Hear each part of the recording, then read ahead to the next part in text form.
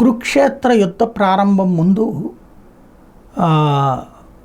ఎవరైతే కౌరవుల పక్షాన ఉన్నటువంటి ద్రోణుడు అట్లాగే భీష్ముడు వీళ్ళకి నమస్కరిస్తాడు ధర్మరాజు, అట్లాగే అర్జునుడు. అప్పుడు అందరూ అంటే రథం దిగి వెళ్ళి నమస్కరిస్తూ ఉంటే అదేంటి లొంగిపోయినట్టు కాదా అంటే కాదు, అది గురుభక్తి.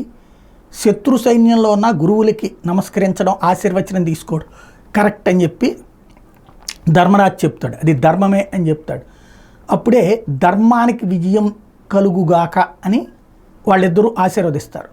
అట్లాగే దుర్యోధనుడు గాంధారి దగ్గరికి వెళ్ళినప్పుడు యుద్ధానికి వెళ్ళబోతున్నాను, పాండవులని హతం చేసేందుకు నాకు ఆశీర్వదించు అంటే ధర్మం ఎక్కడుందో అక్కడే విజయం లభిస్తుంది అని ఆశీర్వదిస్తుంది.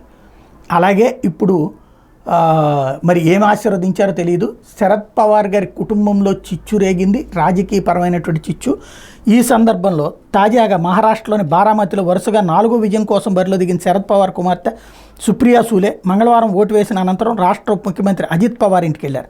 అక్కడ తన పెద్దమ్మ అజిత్ తల్లి ఆశాతాయి పవార్ ఆశీర్వాదం కోరారు.